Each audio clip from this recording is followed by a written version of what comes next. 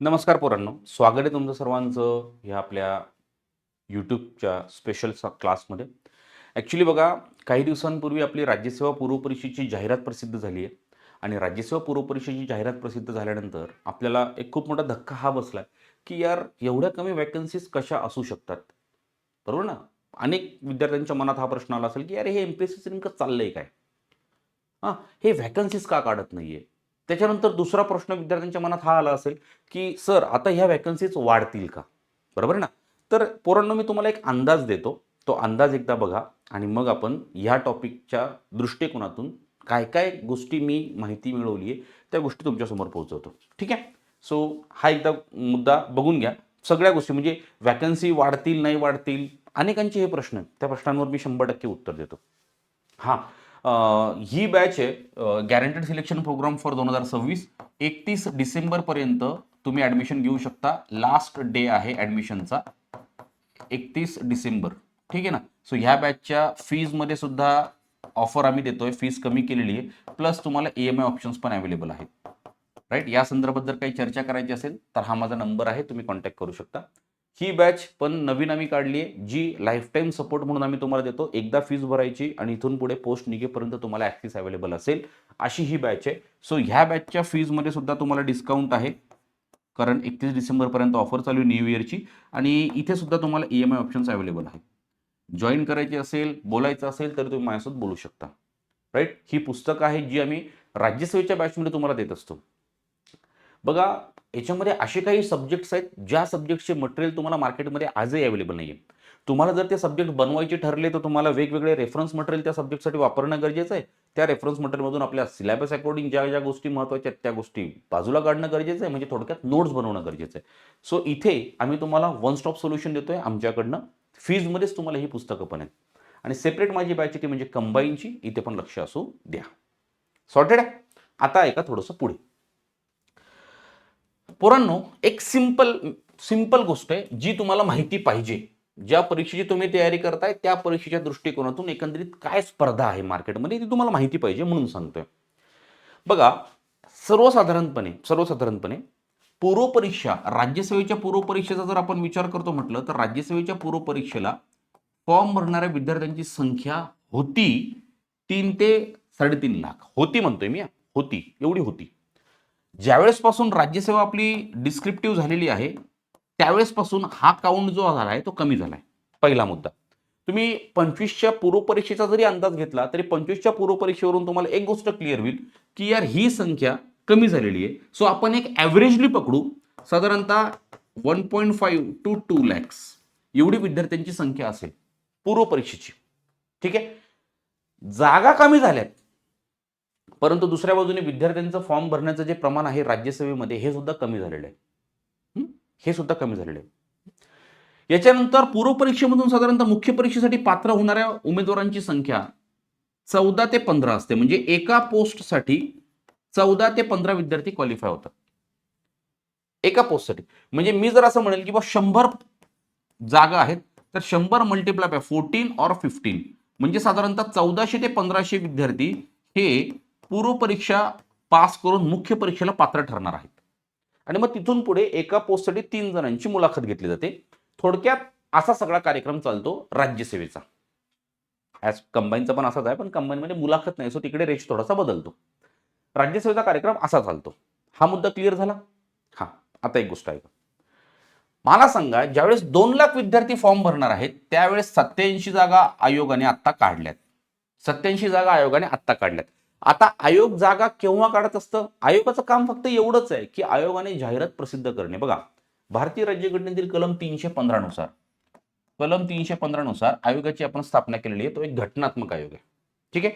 अनेकांनी आयोगाला दोषी ठरवून मोकळे झाले. परंतु आयोगाचं काम एवढंच आहे, राज्य शासनाकडनं ज्या पदांची डिमांड होईल, त्या पदांच्या भरतीसाठी परीक्षा घेणे, परीक्षा घेऊन त्या उमेदवारांची शिफारस सरकारला करणे. शिफारस सरकारला करणे. आयोग नियुक्ती करत नाही. भरतीसाठी फक्त परीक्षा घेण्याचं काम ह्या आयोगाचं आहे. आता आयोगाकडे ज्या विभागाने डिमांड केली आहे, त्या दृष्टिकोनातून आयोगाने त्या विभागाच्या दृष्टिकोनातून जेवढी काही डिमांड आहे, तेवढी डिमांड टाकून दिली. ज्या विभागाकडनं डिमांड आली नाहीये, मागणीपत्र प्राप्त झालेलं नाहीये, त्याची जाहिरात आयोग कशी काढेल? पहिला मुद्दा क्लिअर झाला. मुद्दा क्रमांक 2, पूर्वपरीक्षा आपली कधी आहे पोरांनो रे? हा, पूर्वपरीक्षा आपली कधी आहे? मला एक गोष्ट सांगा तुम्ही, आपल्या प्रिलियमचा जर आपण विचार करतो म्हटलं तर आपली प्रिलियम कधी आहे? 31 मे ला प्रिलियम आहे. 31 मे 2026 ला. सॉर्टेड आहे. आता मला एक गोष्ट सांगा, आजपासून जरी तुम्ही विचार कराल, आजपासून तरी 31 मे पर्यंत तुमच्याकडे वेळ किती शिल्लक आहे? साधारणतः 5 महिन्यांचा वेळ शिल्लक आहे. वेळ किती शिल्लक आहे? साधारणतः 5 महिने असं पकडून चला, बरोबर आहे. ह्या 5 महिन्यामध्ये आयोगाकडे डिमांड येणार नाही का? आयोगाकडे डिमांड येणार नाही का? येऊ शकते.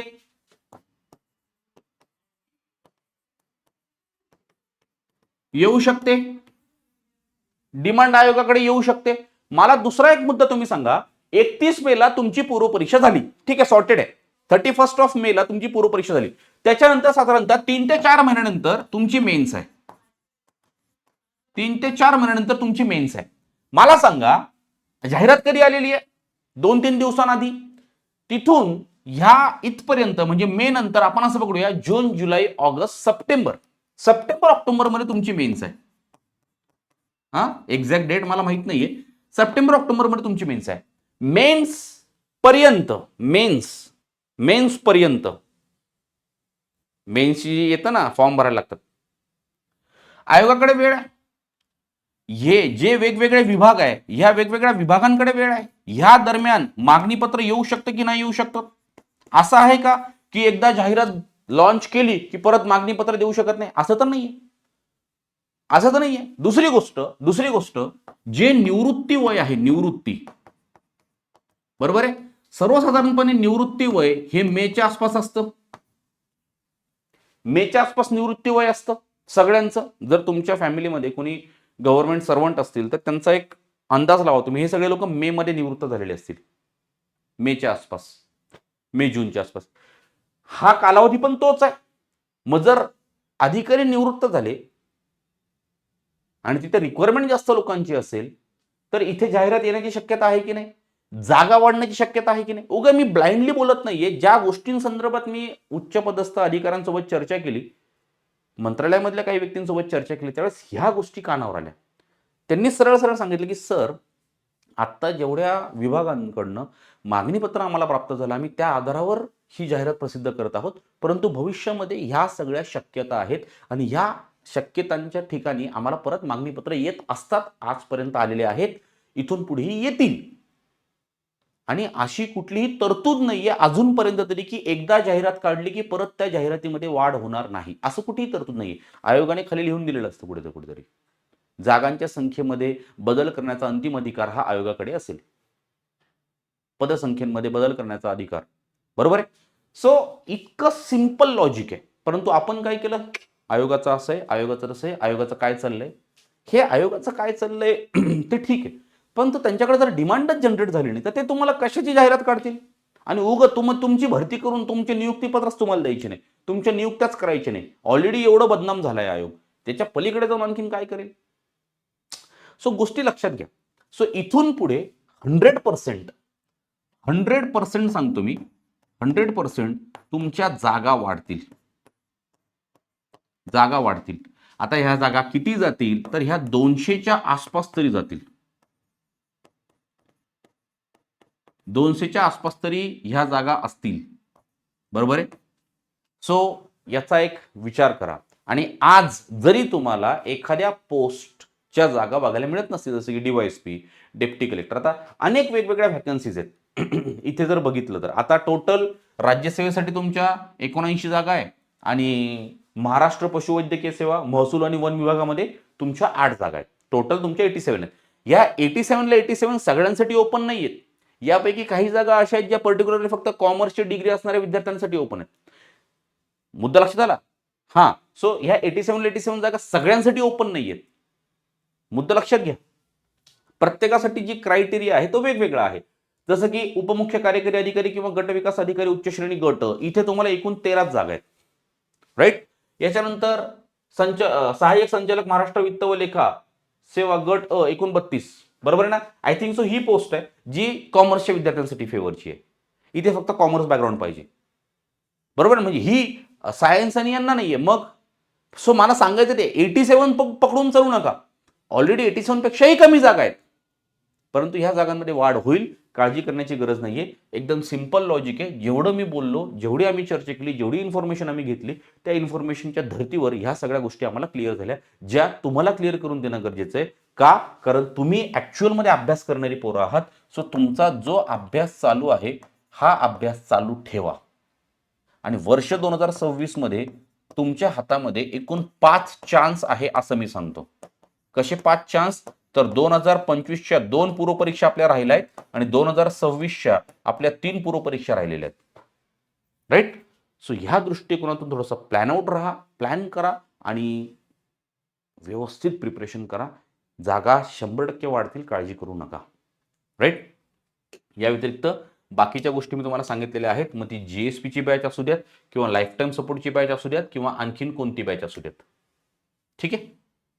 ही लाईफ टाईम सपोर्टची बॅच आहे जी आता नवीन लॉन्च केलेली आहे आणि ही GSPची बॅच आहे ज्याची लास्ट डेट ऑफ ॲडमिशन आहे 31 डिसेंबर. सगळ्या बॅचेस तुम्हाला EMI ऑप्शन्समध्ये अवेलेबल आहेत, ठीक आहे इथपर्यंत? सो गोष्टी क्लिअर आहेत.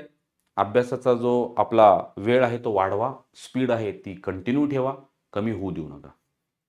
भेटूया लवकरच एका नवीन क्लासला. थँक्यू.